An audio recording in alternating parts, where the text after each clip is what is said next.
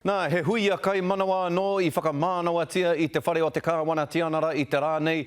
Tērā tētahi tokorua no Aokea, no Haporike I whakanuia I te rā nei. Ko te mea e whakakotahi ana I a rāua, ko te aroha nui ki te reo, ko te ngākau nui o te tokorua nei ki tō tātou reo Māori. A nei rā, te pūrongo a te o Kiwa McLean.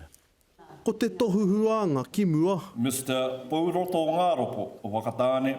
Ko te hāpai o ki muri. E hara taku toa kua hau anai.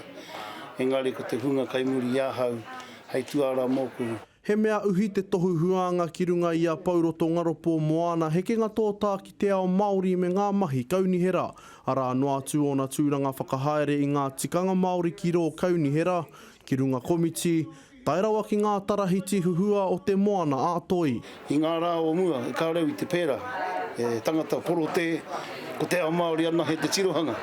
Kāri tū atu, ko te ao Māori tuatahi, ko te ao Māori tuarua. Kei te pēra tonutia, koe rā tōku tū āpapa. I here ai hau ki tōku ao, Māori, I pai ai, te kite aki, te māramatanga o te haeretahi, ki roto I te ao Pākehā. Hei tāna he hoa haere te ao Māori me te kaunihera. Ngā koro matua o whakatāne o mua. Pēnei o Colin Hammond nei.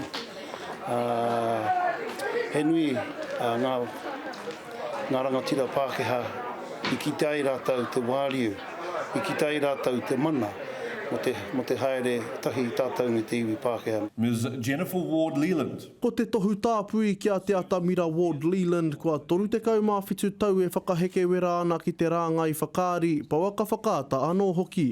He ringa tohu he kiri puaki I ngā whakāri huhua, he toki ki te whakangahau I te hākerekere. I ai ki te wharihuia ki au, he hoia koe mo te reo, o reira ko au tērā. O reira, aha ko he taku mahi whakaare, taku mahi ringotohu whakaare, hei aha, ka pērā au. He oi te kautau ki mua ka parangia tōna ara ako I te reo rangatira. Mai anō ki mohoa nei kei te āta whakatangata whenua tia te reo ki te rāngai whakaari. I te wā I timata ahau ki te ako I te reo Māori, ko te pātai, ko te hei ai. Engari I naene, ko te pātai, kei te hihi au ki te ako I te reo Māori. Ke whea te ngā kura, ke whea ngā kura pai, he aha ngā kura pai ki a koe. Nō reira he tino tohu tērā, kua hurihuri te ao. He tino tohu tērā, ka whai hua tēnei ao Māori, ki te ao whakaare. E ke ana te kōrero kia tū pakari, tū rangatira, hei raukura mō te iwi Māori. Te o Kiwa McLean, te karere.